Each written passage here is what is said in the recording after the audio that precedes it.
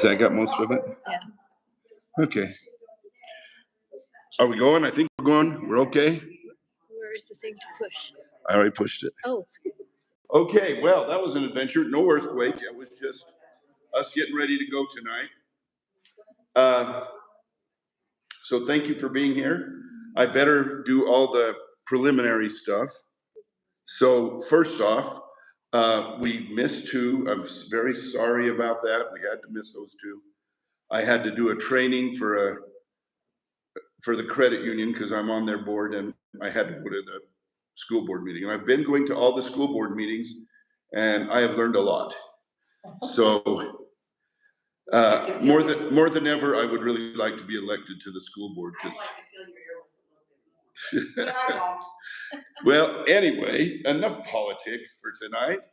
But then we have this class, and then we miss two. One is spring break, and I'm actually going to go to Arizona. Gwen's not coming with me, but I'm going to Arizona and pick up my sister Joy, and we're going to spend a couple days down there, and then we're going to come back up here, and she's going to get to spend some time with my mom, which she doesn't get to do very often.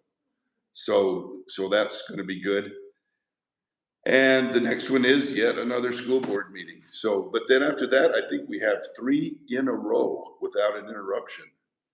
So that'll be great. I've put the schedule on Facebook. So you can go to Neil's History Hub on Facebook, and my latest post on there is the schedule through June 26th.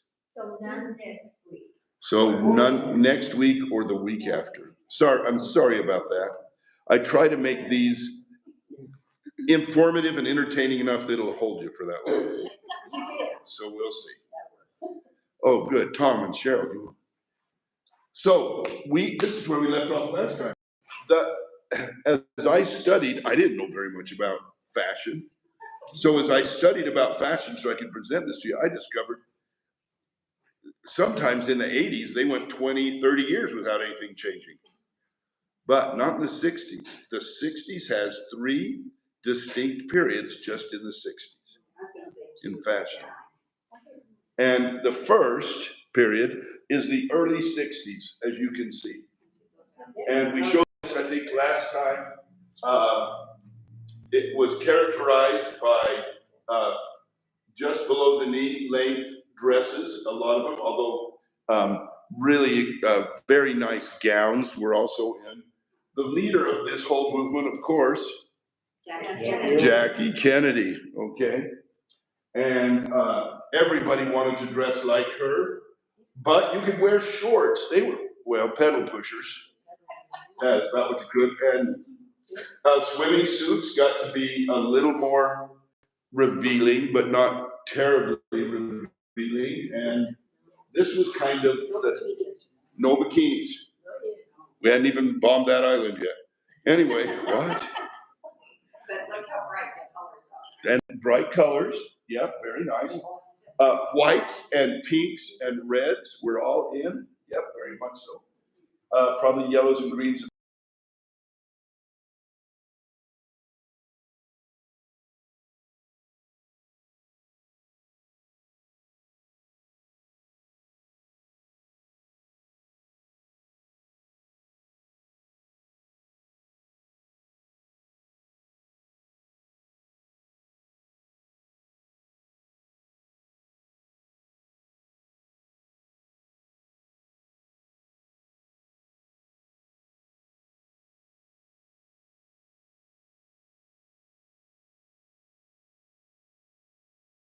Jan is saying that she loved Twiggy because she had to have short hair, and Twiggy made it very popular.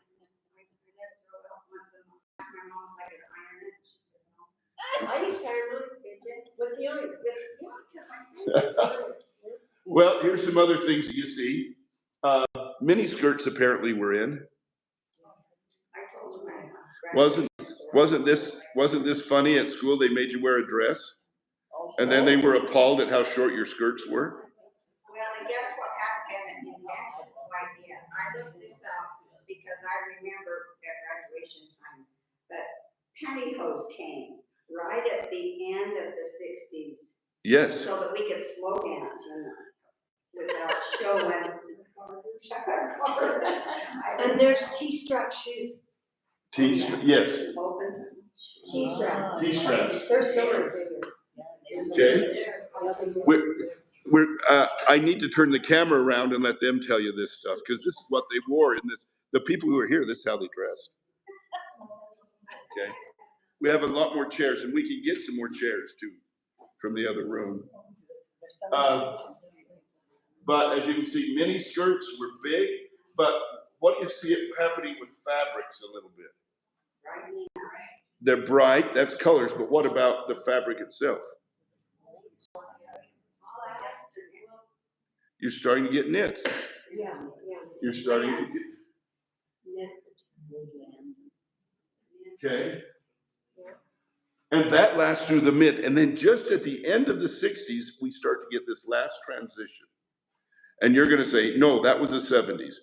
If you say that, it's because you were raised in some rural place that the fashions didn't get there for a couple of years. I went here from here to the University of Utah, so I changed really fast from 1970 to 1970. The late end of the 60s.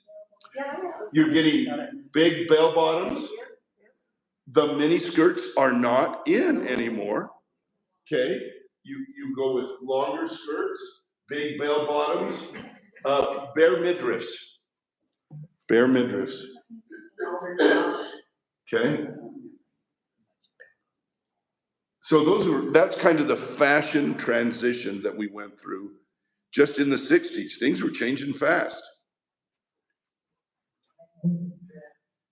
Now, I just went and at random asked the computer to pick out trends of the 1960s. Some of them have years attached, some of them don't. And I want, anybody wants to talk about any of these trends, but in the 1960s, we got a brand new cartoon, The Flintstones.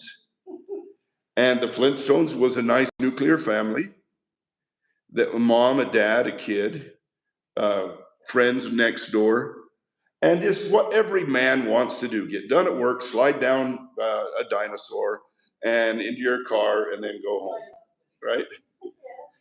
The Flintstones, okay. 1961, Babe Ruth's record for most home runs in a season is broken by not Hank Aaron. Roger Maris. By Roger Maris, thank you. By Roger Maris. This is the Hank Aaron will break his lifetime. Yeah. But this is a 1 year, he hit 61 home runs. Okay? It was very popular for it. Yeah, I know. He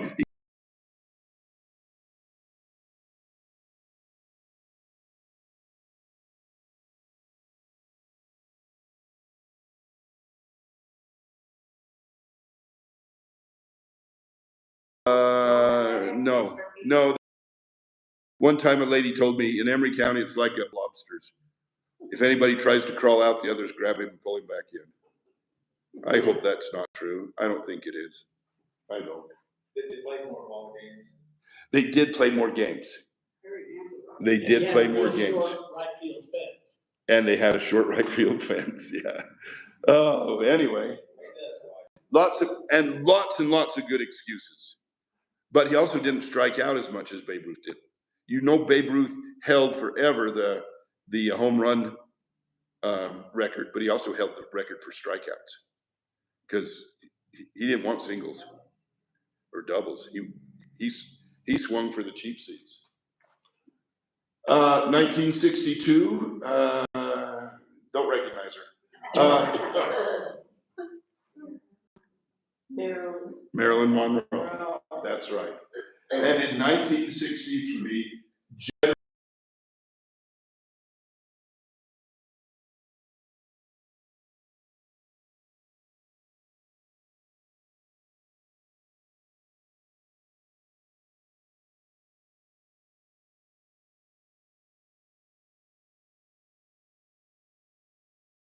the computer spun out things they thought started in the 60s that were cool. So Debbie Moore got her start on Mental Hospital. Did she? As did, the guy that, in the more recent Fugitive and coal miner's daughter, what's his name? Yeah. Oh, Sissy. Sissy. Who's in the first? Sissy's meeting? face. No, the band. Well, and honestly, the soap operas spun out a lot of stars forever. Oh, yeah. Okay, but, and another thing, maybe you remember when this came into being, zip codes. The only reason I really remember zip codes well is because my dad made such a fit about it. No, you're just reducing us to numbers. oh. Aren't you glad we have them? It really Zip codes. is. So when did Marilyn Monroe die? Marilyn Monroe died at 62, Where? California. I was in New York City when she died. I remember that so clearly. Yeah.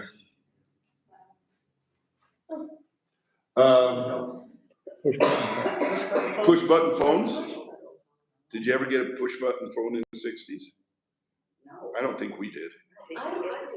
You had to buy them from Emory Farmers Union Telephone Company Cooperative Incorporated, or whatever its full name was. It had a big long name. You had to buy their phones.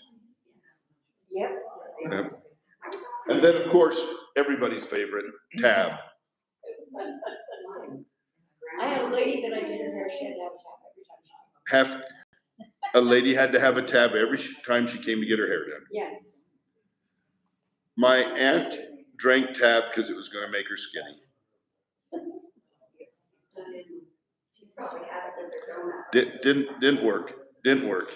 It had those, what do they call them? Cyclamates in them that they eventually banned. You know, Yes. I was teaching school and I was pregnant with Jan, she was 1 in 75. And I was walking down the room and then we, on their diet, and they had Tab and it was called Uncle Dan's dressing for their salads. Oh. I about puked every time. So girls trying to be skinny, drinking Tab and eating Uncle Dan's Uncle Dan's salad dressing. Okay. Okay. Tab was a diet drink, yes.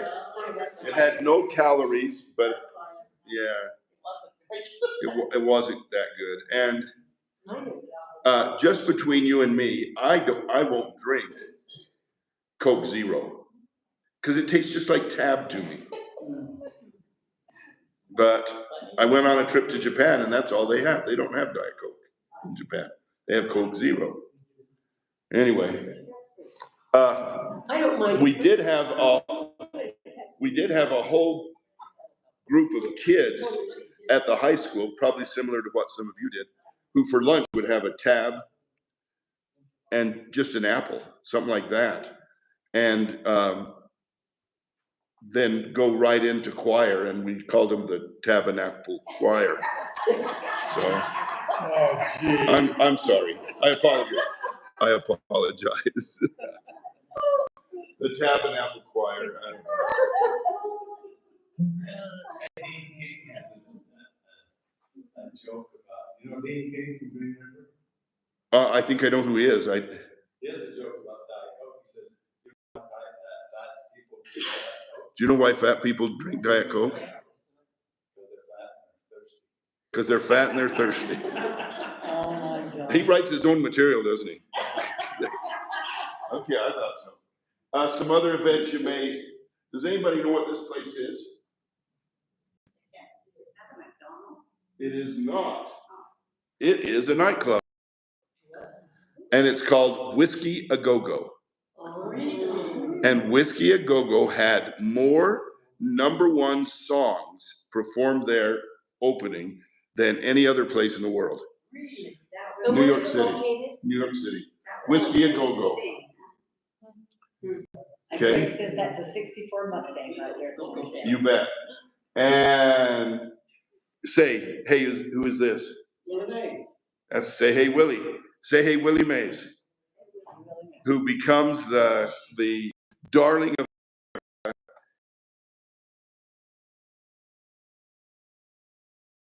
Mexico fans, I think, than anybody else ever had. Am I wrong? Correct me if I'm wrong. And then, when did Jackie Robinson play ball?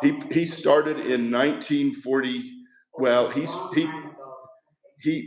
he becomes part of the major league in 49, Okay. but he's actually in the minor leagues before that. Yeah, well, I was thinking it wasn't that long ago, so that was. And no, say hey Willie Mays. And that was different for lots of people. And we're going to handle Vietnam as its own thing, and we're going to handle the civil rights movement as its own thing, and the space race as its own thing. But they're really not. They're all intertwined. And it was very gratifying to some people and very upsetting to other people and just nothing to other people that a black man would be the favorite baseball player in all of America. Yeah. The Beatles come to America. Many of you thought this was the defining moment of the 60s. Yes. 1964. It was. We're getting this from girls who were teenagers in the 60s. We had to watch the Ed Sullivan. I just have to ask, did any of you here watch Ed Sullivan to see them on the Ed Sullivan show? Yes, my dad liked that show. Your dad liked that show? And it ruined it for him. He liked Ed Sullivan, so yes, when you watch it. Okay, good. How many of you remember Sonny Liston and Cassius Clay? That was this is the fight. This is the fight that made Cassius Clay the champion when he knocked out Sonny Liston. Wasn't supposed to be able to do that. Now, what happened as Vietnam is going and Cassius Clay is drafted? Go to jail. He went to jail. Didn't want to be drafted. Changes his name to Muhammad Ali. New York World's Fair. Did anybody get a chance to go? How was it? Tell us about it. I remember Turpin cars. They had the first thing that was supposed to be the big new thing coming out. And Was what kind of cars? Turpin. They had turbine engine. Oh, turbine engine cars. Okay. And I was only 10. That's about all I remember. Very cool. Remember that cars. Do you remember this? I remember that. Remember this view? Do you remember this view of it? Seeing the world and the flags. Where was it? New York. Oh.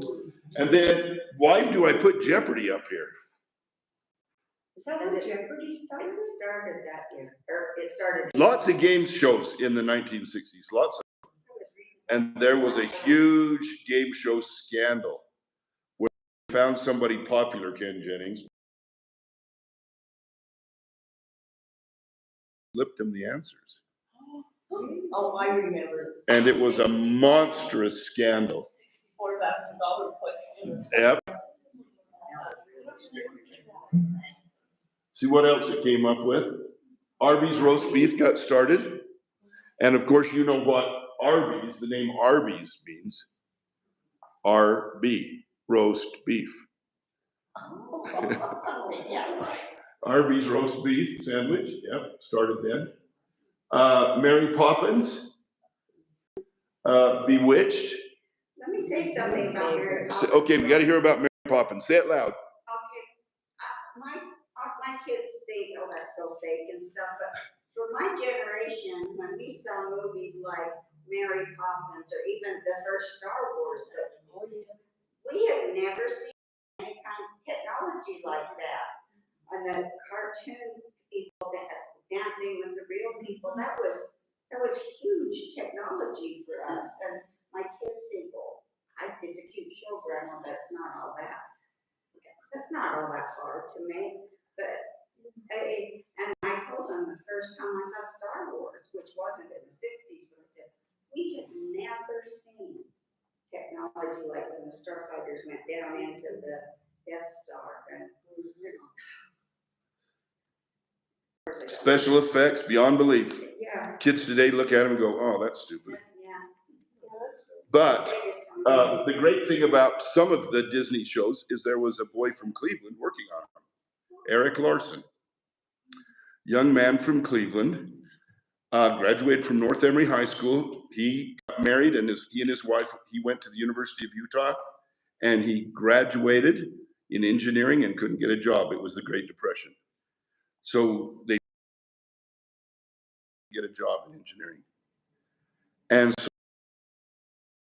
there's a brand new movie studio just up the way, and you're good at drawing, and they're looking for artists. Go up there and show them some of your drawings. So he did, and they hired him. And he began working for Disney. And he worked on a lot of things. I think his biggest one was the Jungle Book, the animated Jungle Book. Many of those characters, he didn't make up the story, he made the characters. And Eric Larson became head of Disney's illustrator school. So if you were a good artist and that Disney hired you, you went through the illustrator school, and they loved him. And later on, he grew old and died, is buried in California. But he, Didn't he die just recently? no, it was quite a while ago. Oh, was it? Yeah, it was actually quite a while ago. But his wife lived on for quite a time after he died. But when these artists that he trained were working on Little Mermaid, they actually went to Disney and wanted to name the Prince Eric, after their teacher. And that's why we have Prince Eric. He's named after Eric Larson from Cleveland. And I would like to someday, gee, I don't have that many left, do I? What's that? An O-N, not an E-N, Larson family.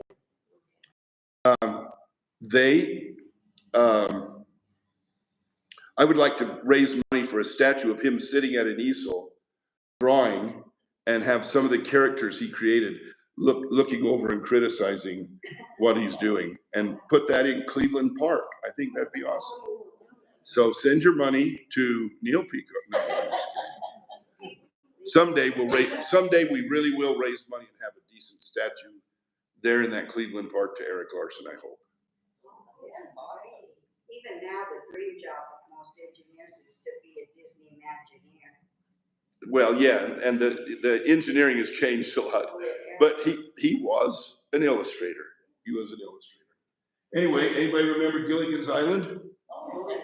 Can we just all say thank heavens for Ginger? Is that? No. They had all this stuff on their little day trip. My thing was, they got there shipwrecked, but they had all these clothes and everything. Well, you do understand that the story is that they were preparing for a 3-hour tour. Yes. A 3-hour tour. So that was part of the fun.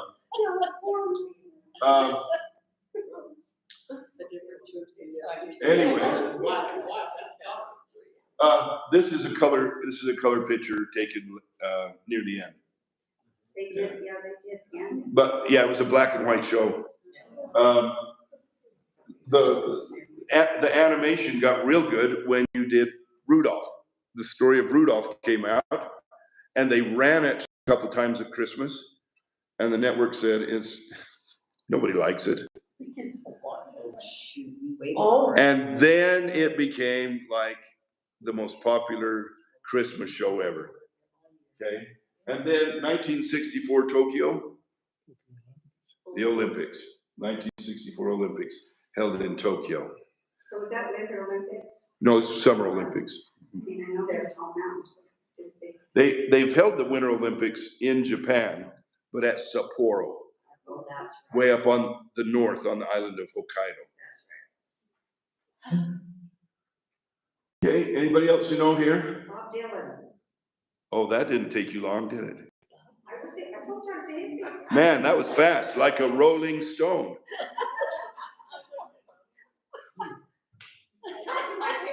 Or were you just blowing in the wind?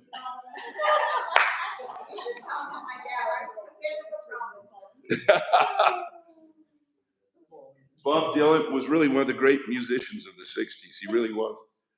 How about Cinderella? Did anybody watch Cinderella?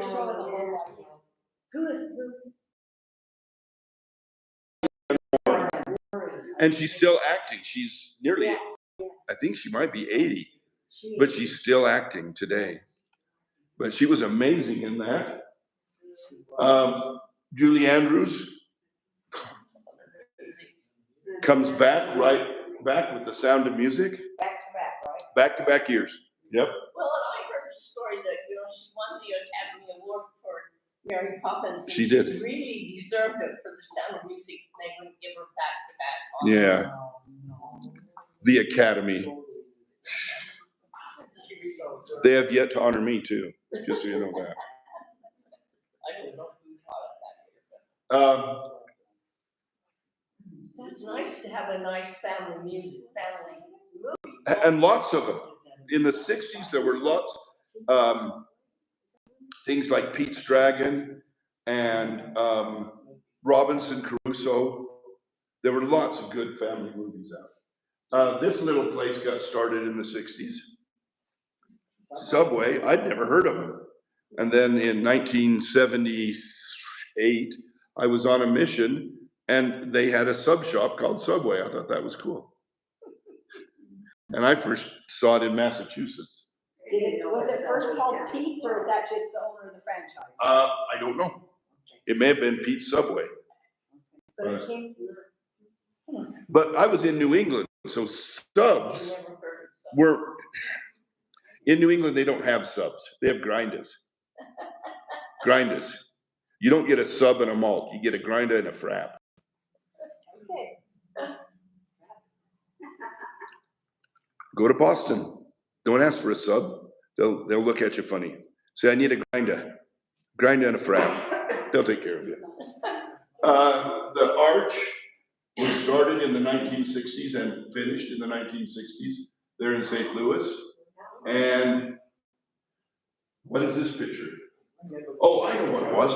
This was the 1965 was the first year of the National Skateboarding Championships. They started, skateboarding became a national sport with a national championship in 1965. Now it's an Olympic sport. What's that? It's an Olympic. It's an Olympic sport now. Yeah. The Doughboy. Pillsbury Doughboy. I have one of those. You I do? have one. From the 60s? Because you could send away on the cereal boxes. And get one. I have one. I'll have to bring you.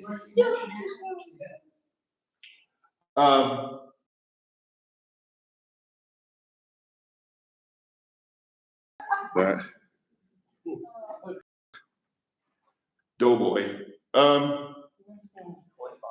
Craig Breedlove and the Spirit of America. Many of you probably remember out on the Salt Flats when he broke the land speed record using a jet engine. The hard part was keeping it on the ground. Okay. And a great play that came out then, Man of La Mancha, was a huge hit. And in the 60s, A Charlie Brown Christmas. Oh, I love it. That's when that first came out. And we still play it now. Oh, I love it. And then, of course, my favorite, how can it compare? My favorite, the Nutcracker Suite, the Nutcracker Ballet. First time it was televised was in the 60s. They did the Nutcracker before that, but to put it on TV, and it was an hour long when they did it the first time on television, which I still think is a little too long. Anyway, I'm sorry. I know I apologize to everybody who loves ballet out there. It's not me. It started when I was a kid. They made me go to the ballet. All these girls dancing on their toes. I said to my dad, why don't they just get taller girls? So, many of you might remember Ralph Nader, and he came out and was talking about automobile safety, unsafe at any speed. And he started in the 60s and would be a pain in the butt for many years to come. And then, of course, I don't know if you remember this or not, but most of the East Coast went through a blackout in the 60s. They lost their power grid entirely. And that was pretty bad. They didn't know why, they didn't understand what had happened. I remember that. Back to Ralph Nader. Let's go back to Ralph Nader. Wasn't he the one that got Bush elected in? He was. For,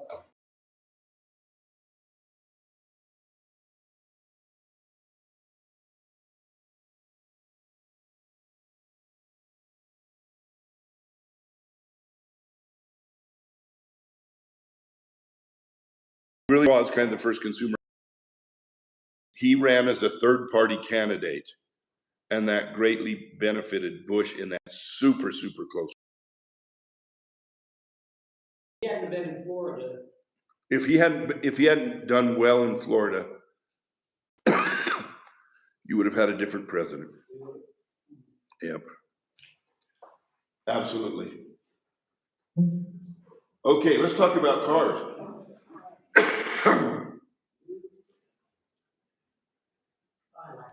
My brother had Cars changed in the 60s. They really did. Cars got racier from the 50s. But here's a 1961 Lincoln Continental. That's pretty typical of 60s cars. But look, as time goes on, what we get is something new called the muscle car. And they're the best. All my friends called them that, but I didn't know which ones were and which ones were. Well, here's some things they'll tell you. Anything that looks cool, like a Pontiac GTO, is a muscle car. It's cool. It's just. Just cool. However, the Shelby Cobra Super Snake is starting to get more rounded. Some of the cars in the, and I've got to ask why. But you have the Chevy Camaro, and you're going to get Mustangs, 68, Mustang GT Fastback. We had a 65 months. That's a 65 Mustang's a beautiful car. This is a 60 Chrysler convertible. Can you tell any difference between something like that and how this is changing? This is still coming out of the 50s Jets with the fins, okay? But look how they're rounding things. What's causing that? Wind tunnel is invented. Absolutely. But something else beyond that. Space. We remember how we had gone from airplane cars to jet cars, and now you're going to spaceship cars. And that's what they're kind of trying to make it look like. Does anybody have a favorite here?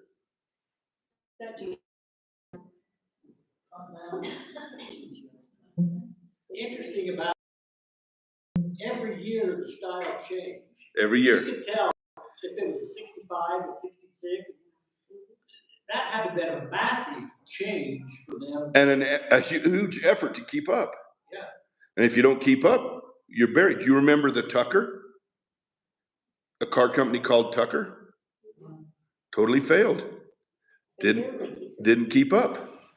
Now all those cars out front all look the same. You can't tell the difference between. Every one of those SUVs. My father-in-law said they all look like jelly beans. Cars all look like jelly beans. That's what he said. But look at how long the Model T didn't change. And then the Model A didn't change for a long time. But these are changing every year, so you can tell what year they were made.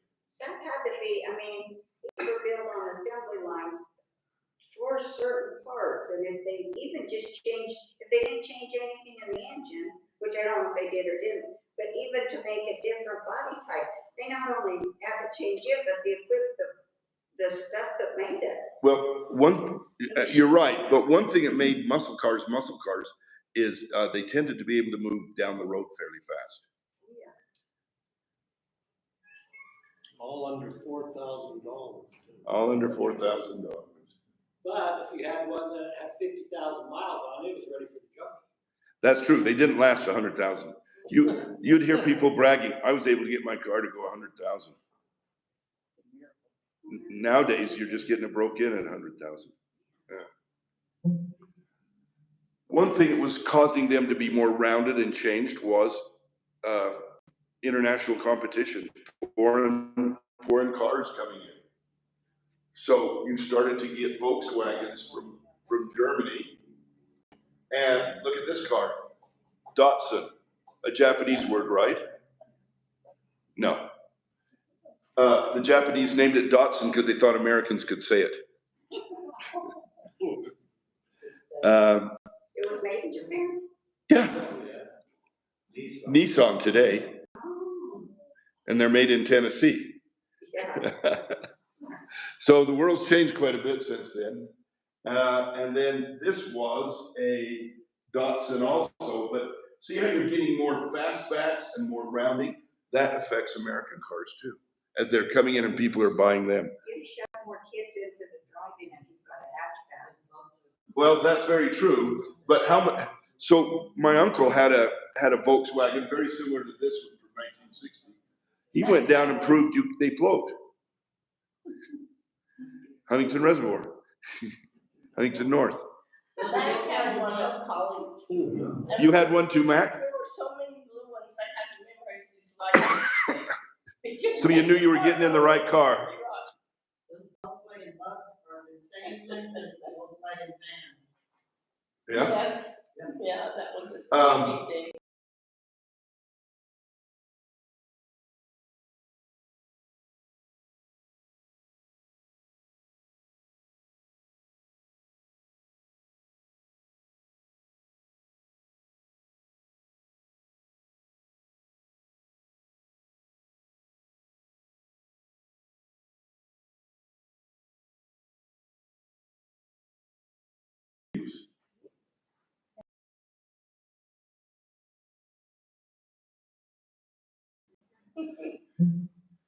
Okay, then we got to talk about hippies.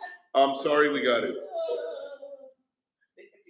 Sorry, Jan, we're not stepping on your people here. Okay. I mean, it wasn't a bad thing. It just was a misunderstood thing.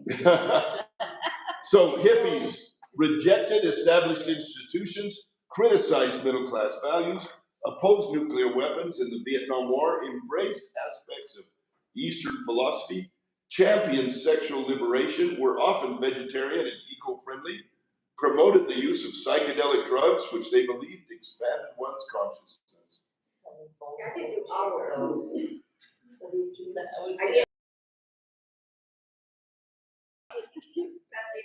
So Jan says she didn't do all of them. She wasn't that opposed to nuclear weapons, she says. Yeah. Oh, she did. Well,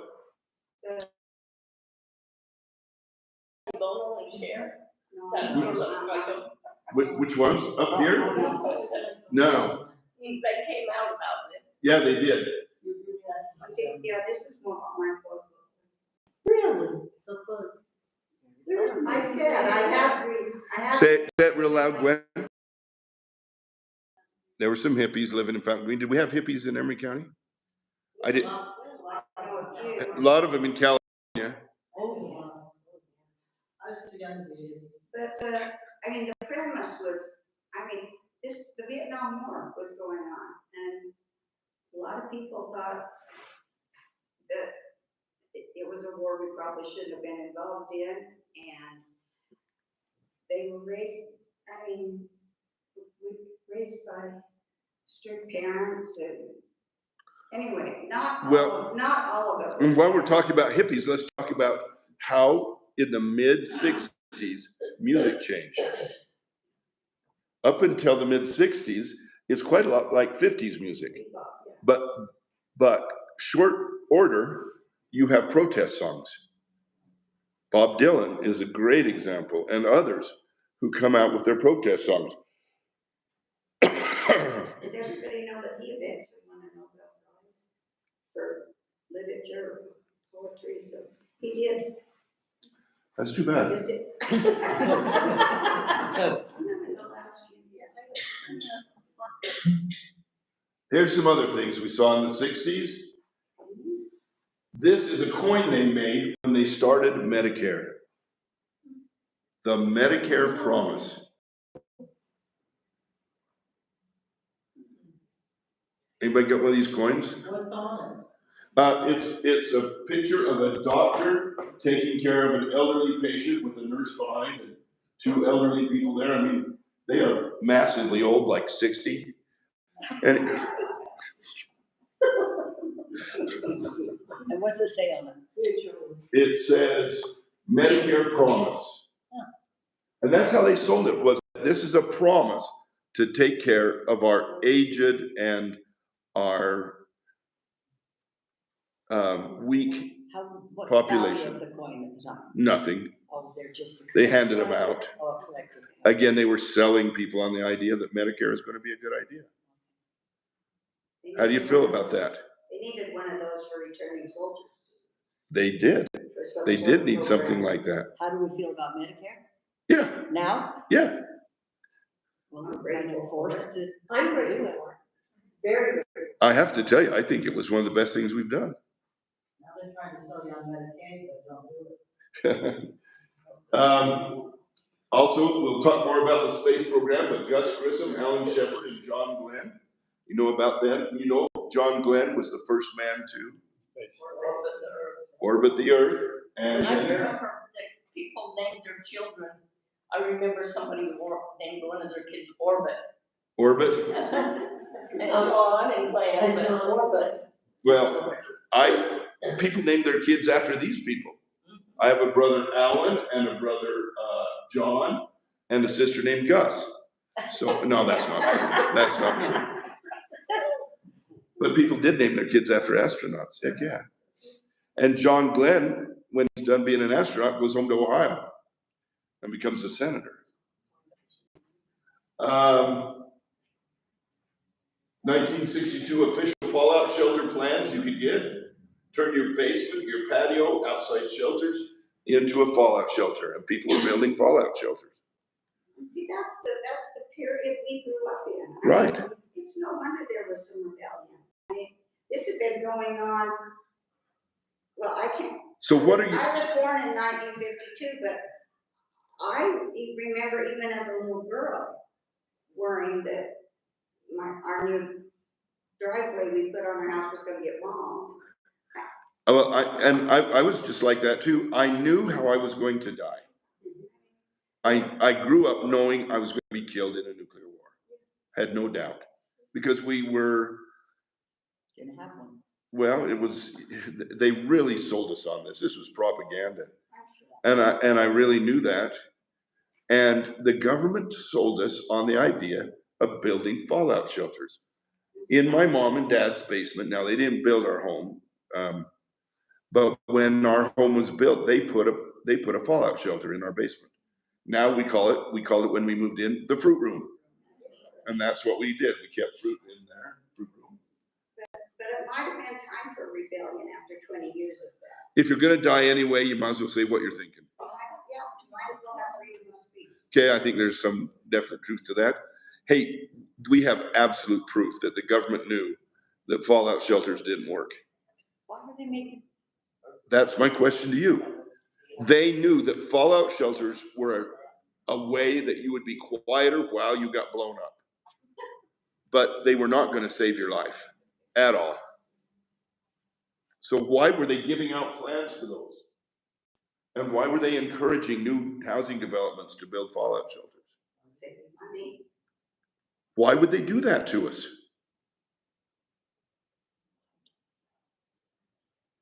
Why does almost everybody do everything? So Just people to can, scare so them. people can sell you supplies for your. I think here's what I think. I think it's the opposite of a scare tactic. Throughout history, in America, the enemy is threatening. You go get your gun, you go out on your porch, and you stand guard over your family. You can do something. Now, maybe you'll get killed, maybe it won't work, but you can still do something. You don't have to sit there and take it. Well, we entered a new era where there's nothing you could do.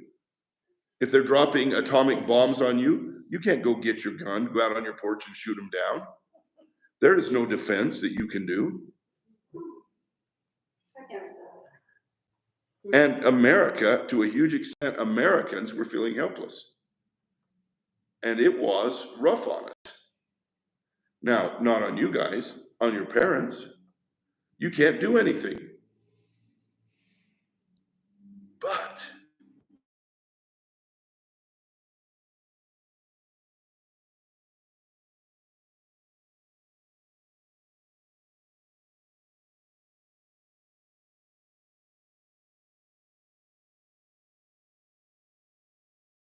conclusively, from tests and other things, fallout shelters didn't work. Especially not individual fallout shelters. And then it's like Kennedy said, in a nuclear war, the living will envy the dead. Even if you survive a fallout shelter, what was life going to be like? So the government encouraging this and handing out plans, I really think was not to upset the population, to do just the opposite. Make families feel like they could do something. They weren't helpless, when in fact they were. Jan. Expensive, oh, go ahead. Oh, this is just a question. Is this an urban legend or is it true? Is that something that the mines were stocked with stuff Some mines were, yes. to be used as. North Emery High School was. Lehman Caves was. Oh, okay, that's right. But again, you go in there, you survive, you get through the blast and you come out, and then your neighbors come along and eat you. I don't know. It just, the world after a massive nuclear war that kills 60% of the population, that was Kennedy's estimates that he was given. What's life going to be like? Would kill all the animals and all of, yeah. Crops would go, all kinds. It becomes so violent, it'd be terrible. Why would you even think about it in Emory County in retrospect? If someone's gonna bomb the US, they're not gonna pick on a rural county, they'll drop it in New York City. They will. Until the late 70s, when we provided most of the power for Utah and a large amount of power for California. And then we know, since the Soviet Union fell, that we were targeted, in fact, just to bring down the power grid. But until then, they could care less about us. But after that, they saved a bomb for us. And understand, the hydrogen bombs that we're dealing with can destroy everything from Ogden to Spanish Fork. Was there also an incentive maybe for the government to encourage building those because they were good for the economy? Were they expensive to build? That was building those specifically. I don't know if it's going to help the economy that much, because the building at that time in the 60s was going like crazy. People were moving to the suburbs in droves, and then even further, and they were building homes everywhere. And in the 50s, you get people, late 40s, 50s, Levittowns, and places where big housing developments. Well, you can live in that for 10 years. Now it's time to get something bigger further out. So I really think that they encouraged fallout shelters to make you feel like you had control in your life, even though you really didn't. What percentage of people have one, really? Have had fallout shelters? Yeah. I don't know. That would be a great question. Here have one? What's that? Did anybody in here have one? But ours is like yours, it was the fruit room. They built a place in our basement. It's still there. That is built after I looked at what they wanted for fallout shelters. It's a fallout shelter. But for us, it just was the fruit room. We put shelves in it and just stacked up stuff in there. The Beatles and Beatlemania is going to change how music is, what happens with music. Art begins to change a lot. This is more modern art, and you know what that means right there. You can interpret that, right? We don't have to go into that. Is that Jackson Pollock? This is actually, I think, a Kaczynski. This is, this is called pop art. Gold strikes down. It looks like, yeah, gold strike stamp. We had to explain the other day, Gwen and I did, what S&H green stamps were to a person. They couldn't get it. What are you talking about? But this is, who said 15 minutes of fame? The artist that said everybody gets 15 minutes of fame. Well, I just heard this just barely. that's the artist who did this. A great TV show, Bonanza. This is from their Christmas special. And more of the Flintstones. This is a great toy as a puzzle. Flintstone puzzles. Okay, cool. Let's take a 5-minute break and we're going to come back. And we're kind of done talking about the culture of the 60s, unless there's something you want to talk about. And I wanted to start on Vietnam tonight. Tommy Lee Jones. No, okay, going back there. There you go. This was a great. However, this artist wasn't Tommy Lee Jones.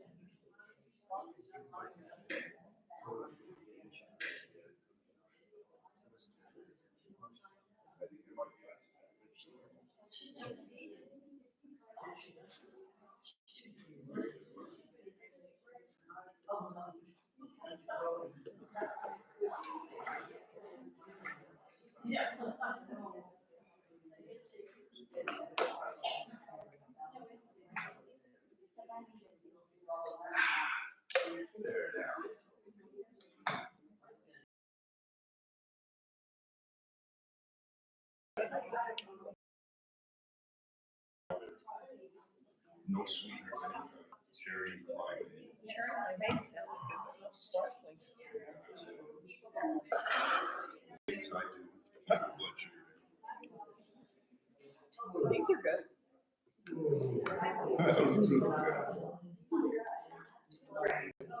Are those sugar free? Very nice. Can I look at that? Are they these kind of sweet? See how to cook, you can pour some on the toaster. It's okay. I'll just pour some. You have to make sure that you get 0 sugar. Yeah, I've seen that.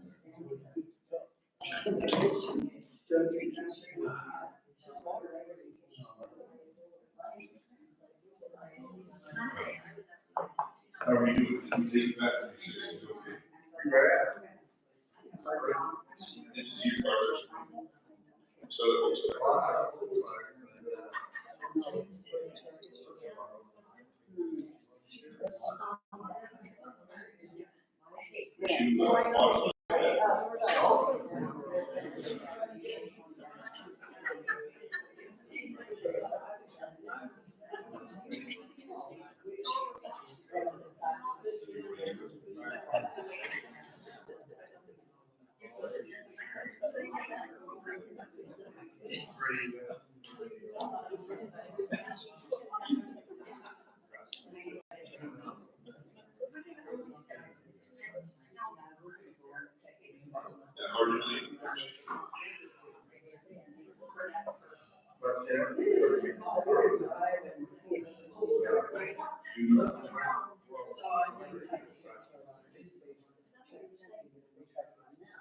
You remember Kendall and Jerry?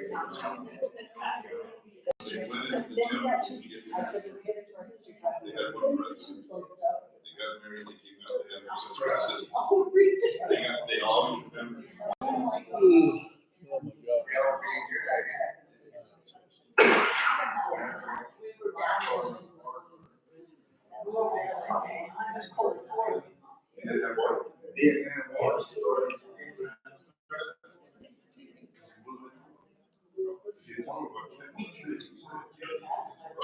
He's just resting his eyes. Yeah.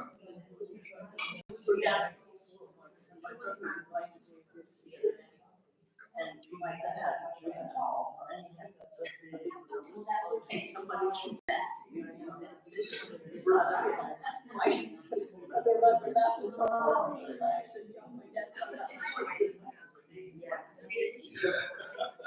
Neil, my son is headed down on spring break and we're going to go through Tombstone. Oh, yes. Do you have any idea which, or how I could help you find whichever one it was on Facebook that you talked about that in detail? So he can watch that again.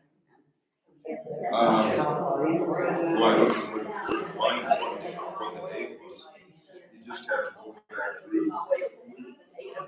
It was the 1880s. Not the best thing, don't watch it, just go to Tombstone.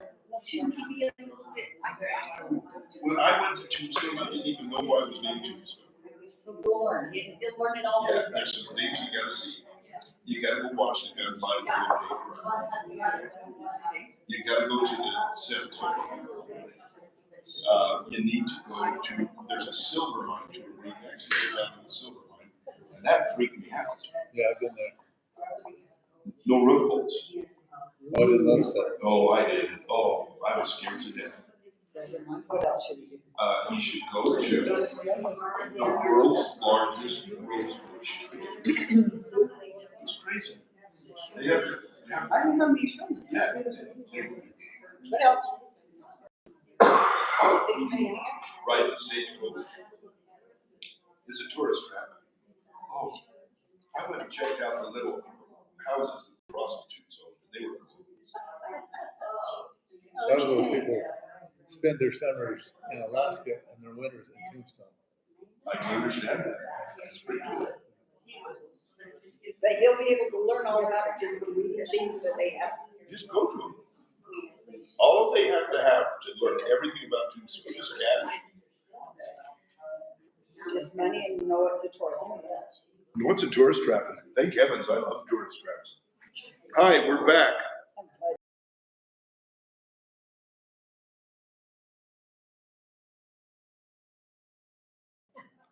I guess the biggest thing, what I remember about the hip.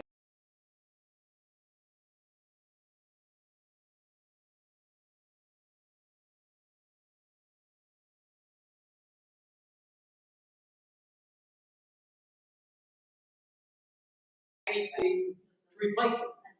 Other than free love and marijuana, And drop out. drop out.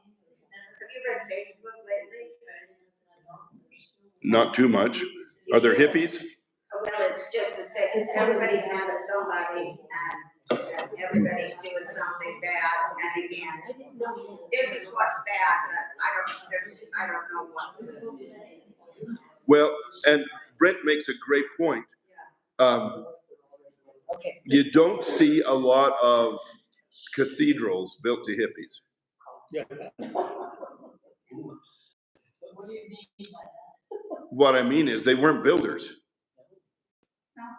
They were farmers. If anything. Sometimes they were farmers. They were hippies. They wanted everything free. It was a short. They wanna work for nothing. They tried communal living and they tried, you know. They tried all kinds of things. In fact, you can't say this was the National Hippie Society because they hated the idea of a society. There's a movie that's out, Okay, the same man that plays Jesus in The Chosen. okay. It's called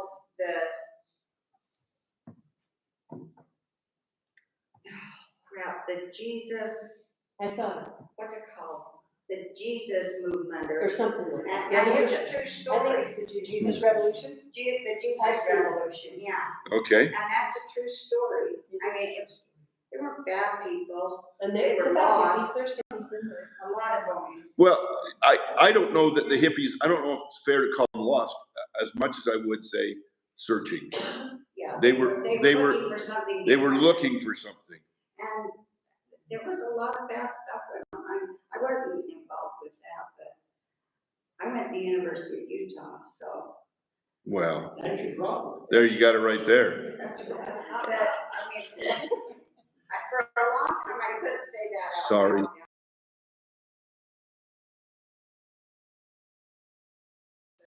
The University of Utah, the only basketball team from Utah the only men's basketball team from Utah that's still in any kind of a tournament. So got to give them credit.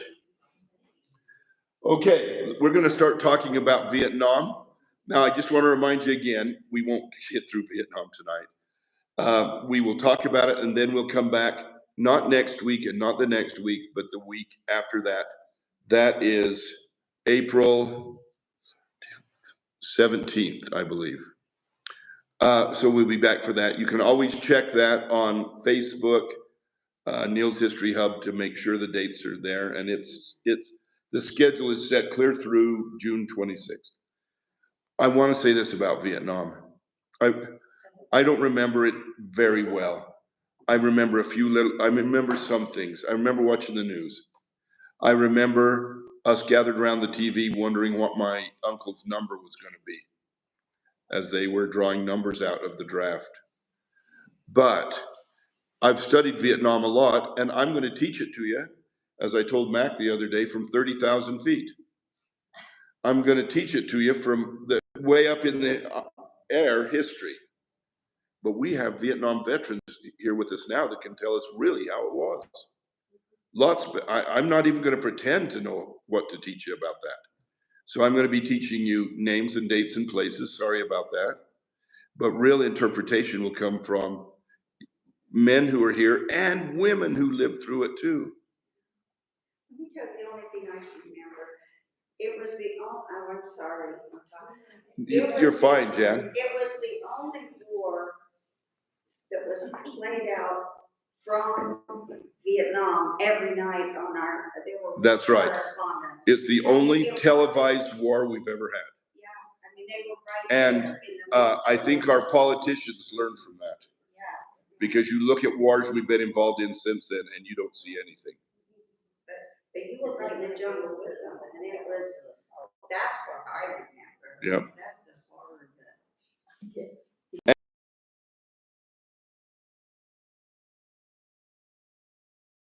I was one of those nerdy kids that like news. And so I would watch the news and you remember the little cutouts of soldiers they would have that they would show you how many died that day. Oh man, that affected me. How did we lose the war when we had 5 people killed and they had 500? Every night on the news. I'm going to tell you, from 30,000 feet. Okay, Vietnam.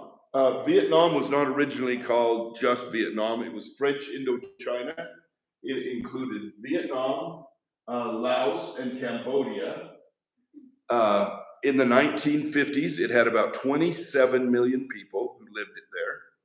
And it was, as far as land area, slightly larger than Texas. That's all 3 of those nations. Of course, then you have Thailand out here. In the 1800s, the French made this a colony and they called it French Indochina. Indochina means it hung beneath China. And so this is China up here. And Laos and Vietnam touched China. And that became French Indochina. And that was a colony for the French. And a very lucrative, very big, lucrative colony for the French. Lucrative, yes. In the 1900s, there was no synthetic rubber. Rubber was grown on trees. I tell kids that and they laugh at me. but rubber was grown on trees. And to fight wars, we had gotten to the point we needed rubber. And so when the Japanese cut such places off from us, we come up and the Germans came up with synthetic rubber. Until we don't even use rubber from rubber trees very much anymore. So they grew rice and rubber, and they had plantations, and the French owned the property, the land, and made the Vietnamese work the land. That was about what they could do. Well, this man right here, Ho Chi Minh, born in 1890, was opposed to that kind of thing. He joined many anti-French organizations wanting to get the French. And I'm going to tell you, this is where we will make such a huge mistake in believing that that Ho Chi Minh was a solid and completely sold communist. He wanted independence. He wanted independence from the French. That's the main thing he wanted. And if communism would give him that, he'd be a communist.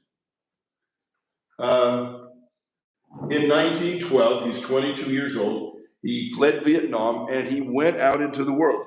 And he went to the United States and London and Paris and Moscow. And it's while visiting Moscow that he becomes sold on communism. And he becomes an ardent believer in communism as a way to get Vietnamese independence. And he's actually Ho Chi Minh is at the Treaty of Versailles in 1990. Now he's only 29 years old, and he's there, and he's asking for Vietnam to have their independence from France. Now, if you know what's happening at the end of World War I, lots of places are giving up colonies. Great Britain is giving up colonies. France is not as good at giving up colonies, but many places are good at giving up colonies, including the United States, who make promises to the Philippines, for example, and make promises to other places. And he wants to gain Vietnam's independence. And as they talked about it and discussed it, they rejected his idea, and France retained control of French Indochina. Okay. Then, and this is something my high school students find maybe interesting. In World War II, Japan, wanting rice and rubber, invade and drive the French out of French Indochina and take over Cambodia, Laos, and Vietnam. The Japanese take it over quite easily, actually. And then this man, Ho Chi Minh, gathers up people who hate the Japanese, asks the United States, smuggle us some weapons, whatever you can get us, any help you can, and we agree. And he's fighting the Japanese for us in World War II. And during that time, he comes with a belief that if he will fight on the side of America, when the war is over, when World War II is over, America will give them their independence. Because what had the French done to win World War II, honestly? Let's see. They'd surrendered everywhere they'd been. Now, I'm sorry to my friends from France who are listening to this, but it's the truth. So he fights on the side of the United States to get rid of Japan. And he's very effective at it. He has to learn very well how to fight guerrilla war. And he becomes good at killing Japanese, he and his men. Okay? And then the war ends. End of World War II, France says, hey, cool, the war is over. Could we have Vietnam back? It was one of our most lucrative colonies. We want French Indochina back. Now, really, the United States kind of gets to decide this. As the smoke clears, there's really only two superpowers and maybe Britain, but not France. Okay? But the US, remember, at the end of World War II, we're scared to death of communism. And so Ho Chi Minh is saying, I fought on your side. What did the French do? They ran. They turned it over to the Japanese and took off. I fought for 4 years, longer than that really. 4 years, I fought the Japanese for you. Can you just not give us our independence? And the French are saying, no, give us our colony back. And the United States has to decide.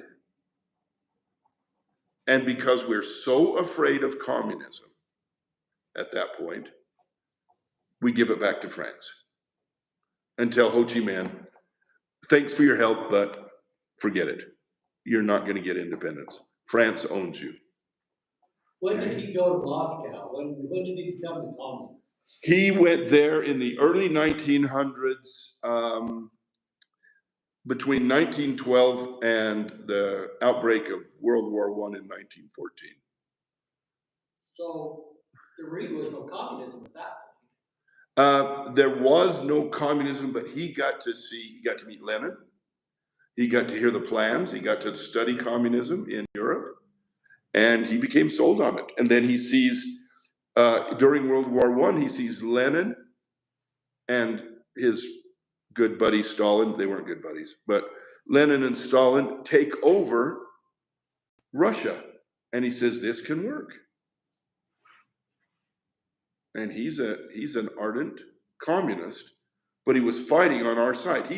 He didn't see a problem with that because his main goal wasn't necessarily to build the perfect communal society. His main goal was to get freedom for Vietnam. Well, Stalin was on our side. What's that? Stalin was on our side. So when they give it back to France, Uncle Ho Chi Minh, forms a new communist group called the Viet Minh, named after him. The Viet Minh, and they are guerrilla fighters. Does any of this sound like what the future might hold? They are guerrilla fighters, and he begins a constant warfare against the French, a guerrilla war using the Viet Minh, who appear to be normal Vietnamese during the day, and at night they're sneaking up close to French places, French encampments, and shooting French, setting off bombs, doing all kinds of things. They were doing that when I was there. What's that? They were doing the same thing when I was there. Exact same thing, because it worked for him. It worked for Ho Chi Minh. Now, Eisenhower has to justify supporting the French. A lot of people are saying they didn't help us that much in World War II. Why not just leave them alone and let them figure it out? Well, Eisenhower says, well, the French will lose again. The only thing they're really good at is surrendering.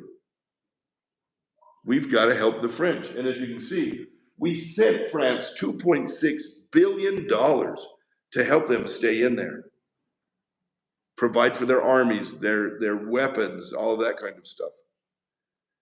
That's back when $1 billion was worth something. Heck, now you can win that on a lottery ticket. That was a lot of money that we sent to give to the French. Okay, he justifies it through the domino theory, and he says, if Vietnam falls, then Cambodia and Laos will fall, and then Thailand, and right on through to India. But how did our fighting in Vietnam stop that? What happened in Cambodia and Laos as we fought in Vietnam? They fell to the communists. I don't know. It's that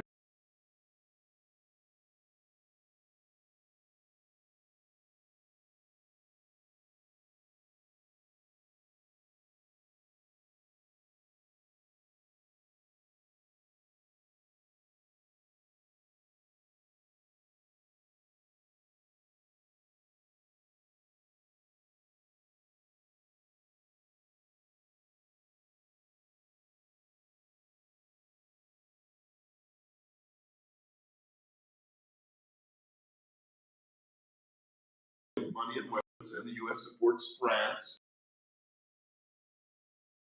At one big, huge battle in 1954 called Dien Bien Phu. This is up close to the Laotian border. Dien Bien Phu. And it is a trap. And this is the man who sets the trap. This is the main general for Ho Chi Minh. His name's Giap. General Giap, G-I-A-P, Giap. And General Giap says, we can lure the French in there, making them think they're going to defeat a lot of us. Now that means we're gonna have to take a whole bunch of our soldiers and put them out there to get killed. So as the French move in, they think they're just doing great. And then we'll surround them, which is exactly what he did. Because to be very, very frank and very honest, the leaders, and I'm not saying the people of Vietnam, but the leaders of the Vietnamese, especially communist leaders of Vietnam, felt that sacrificing millions of lives for independence was worth it. That's something we did not understand real well, our leaders. So they're surrounded, the French are surrounded on a mountaintop at Dien Bien Phu. Supplies have to be dropped into them. And that siege lasts for 55 days. They're surrounded by Vietnamese on every side. And the Vietnamese do suicide attacks. Sound familiar? Do these suicide attacks and are shoved back for 55 days until they can't do it anymore. The French sustained 15,000 casualties at Dien Bien Phu. The Vietnamese, 10 times that much, more than that. But on May 7th, 1954, the French surrender and they're marched out. General Giap is sitting on that mountaintop having this picture taken. And these are French soldiers who are marching out. And the only way they would let him surrender without killing every one of them was they had to agree to leave and not come back. All of France had to leave, all of Vietnam not come back.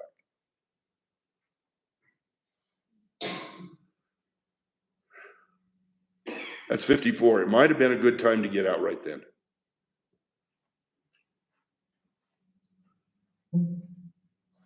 So we held the Geneva Accords in 1954. These are the men meeting there to decide what's going to happen to Vietnam. China is there, Russia is there, the United States is there, Great Britain is there. Nations that have nothing to do with Vietnam are there. They decide to create an independent Laos, an independent Cambodia, and this long nation of Vietnam. But they're going to divide Vietnam right here at the 17th parallel. At the 17th parallel. The North, Ho and the communists get that. In the South, the anti-communists will rule. And that's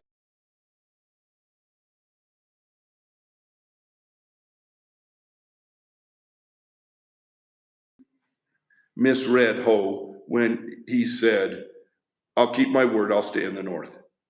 There's not a chance he was ever going to do that. And they would hold an election in 1956 where everybody in Vietnam would get to vote whether to become communist or become a democracy. They would, everybody, every adult man and woman would get to vote in 1956 on what they would become. Well, that sounds more like it, doesn't it? Had the French well trained them in democracy? Not too well. So that's the Geneva Accord of 1954. Was that idea based on Korea? And what It was exactly based on Korea. But what's the difference? Most Americans couldn't tell you the difference between Korea and Vietnam, and today they definitely couldn't. Well, it's kind of working in Korea. I mean, people are still being, Why? I don't know, I was just down with Jeff and he was telling me that there's still people killed in the DMZ almost every day. Well, every year. Okay, yeah, do it that. But it sort of worked in Korea, didn't it? How does Korea look different than Vietnam? It's not all- Geography has a lot to do with long, that. skinny and all those. Korea is a peninsula that hangs off of there. Okay, there's that. Isn't Vietnam a peninsula? No, because you have Cambodia and Laos here. For the North Koreans to attack into South Korea, they have to come across the DMZ or attack by ship around. Is it possible here for the North Vietnamese to violate Cambodia and Laos's territory and come into South Vietnam farther down? Which is exactly what they did. It wouldn't be legal, but it stopped. You have to understand something. Ho Chi Minh does not care about what's legal. Legal to him is just in the way, things that are slightly in the way of what he's going to do. But honestly, You never mistake that I think Ho Chi Minh was a great man. He was not. no, but honestly. But he was a smart man. Their country, everything about their country was decided by countries that weren't them. Correct. A lot of that was in South Korea too, and North Korea. But go ahead, Brent. Well, there's another difference. Vietnam is jungle. Thank you. So if you are to draw a line from the DMZ across the ocean, and it would come right through Utah. Their climate actually, minus the ocean, is more like us. They're more like maybe Northern California, although they get very, very cold there. And so Northern California does too. Vietnam is jungle. If you draw a line over from Vietnam, you come over and you're about at Costa Rica. This is not the same place.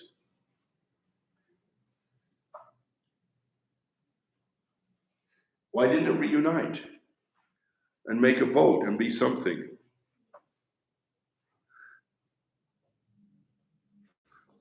By the way, at the Geneva Accords, the French just showed up to sign a paper saying we're out. They had nothing to say about this. So the US becomes involved now. We're in it. We needed to stick our nose into something.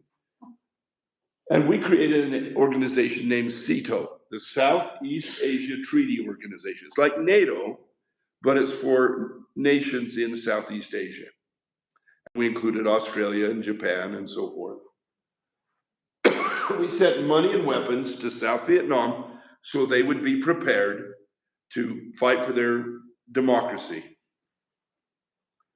And we put in a leader, and here he is. The CIA is key to getting him put in as their leader. Ngo Diem, mostly just called Diem. He is rabidly anti-communist, but he's Catholic. Where you've got 95% of the people that are Buddhist, he's Catholic, and he's their leader.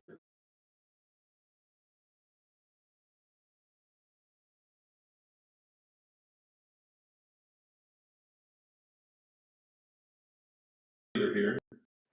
And the CIA helped him come to power. They wanted something. The CIA was keeping really good track of how the election was going to turn out in 1956.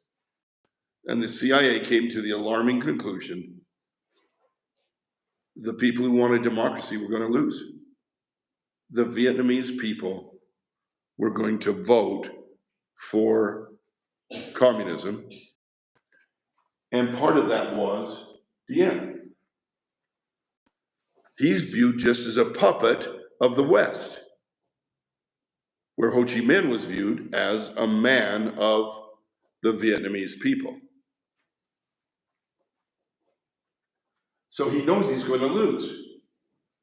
So Diem goes to the CIA and says, I want to call off the elections. And the CIA says, good plan. And we backed him in canceling the elections and using the army to put down protests. And we canceled the elections. I think that was a mistake.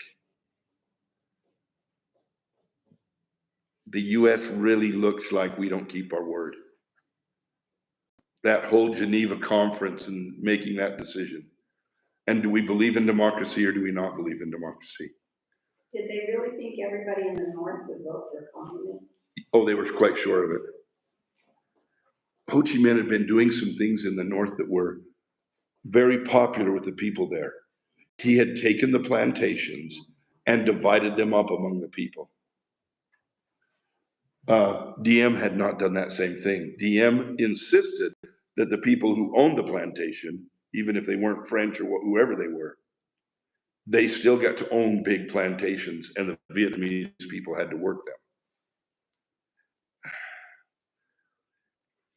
How can I say that? If we really believe in our system, and I do, then let's help it work.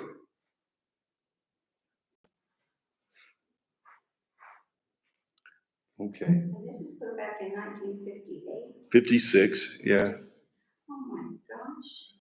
Now, when that happens and the elections are canceled, Ho Chi Minh says we need something new. This is 1957. And he forms a new group called the Viet Cong.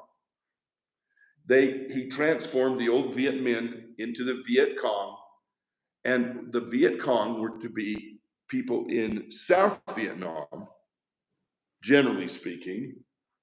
They were often called the National Liberation Front, was their real name. But everybody called them the Viet Cong. They were South Vietnamese guerrilla fighters for the North. And it was back to how you fought the Japanese and how you fought the French. And now you're going to fight the South Vietnamese and the Americans. And northern fighters, fighters from the North who infiltrate down into the South. Is it hard to get down into the South for them?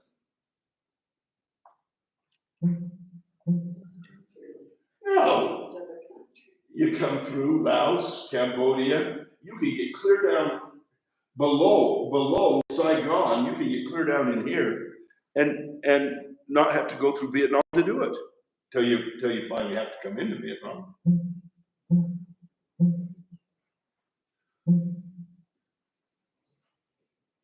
So Ho Chi Minh says we got to help our Viet Cong down in the South, and we'll infiltrate down into South Vietnam and fight the same guerrilla war we fought against the Japanese and against the French.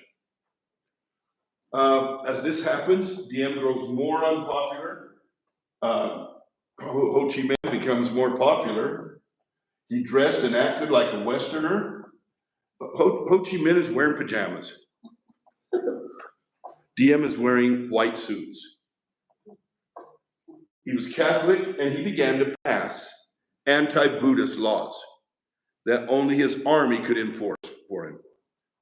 And protests began to break out, huge protests, and this is one of those. A Buddhist monk or priest would go to a busy intersection in Saigon, in the middle of the street, forget himself and light himself on fire to protest the anti-Buddhist legislation of this Catholic dictator that's been given to him by the United States. And then he refused to provide land reform. And the thing of it they could see is that's what Ho Chi Minh was doing in the North, taking plantations, breaking them up, giving them to families. That makes him a lousy communist. That makes him a really crappy communist. But it sure made him popular among the North Vietnamese. They could have their own land, like I say. That's about... See, the biggest problem with communism is it just doesn't work. And to make it work, you have to kill lots of people. Well, he needed those people to die other ways, usually fighting. So he didn't try to enforce the massive collectivization that Mao had done in China. He doesn't try that. And so this is the point that we reach when the United States involvement grows. President Eisenhower says, you know why we're having such trouble? Because we send them guns and they don't know which side to hold up and shoot. They don't know where the trigger is. We got to train these people. And so he sent 600 advisors to teach the Vietnamese how to use the weapons we're giving them. And he says, don't worry, they're just advisors.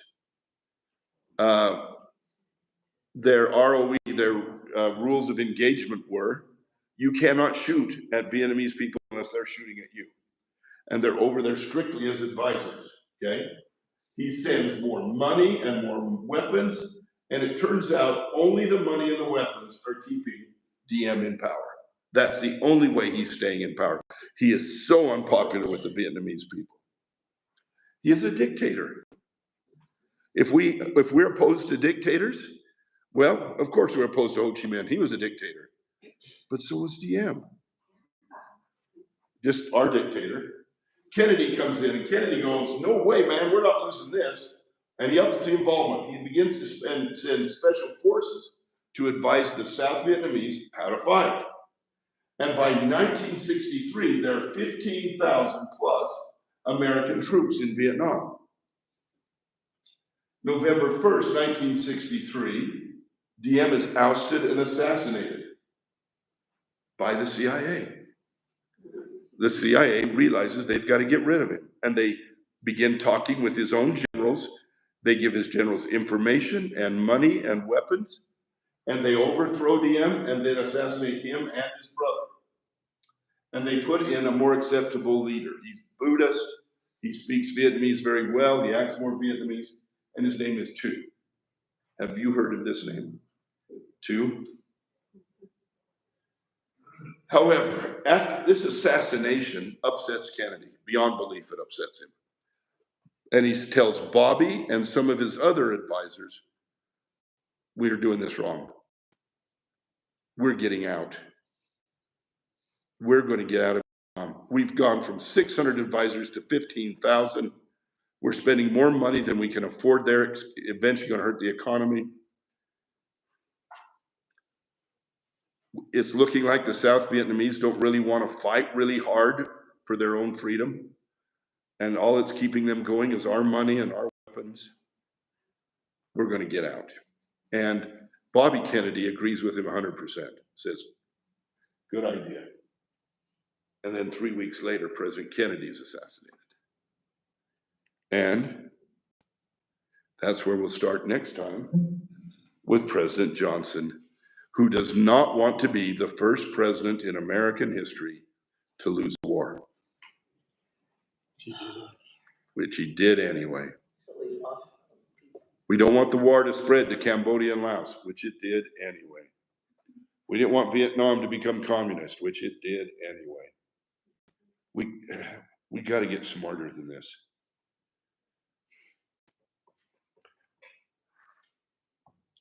Anyway, that's where we'll start next time, is with Lyndon Johnson. Okay.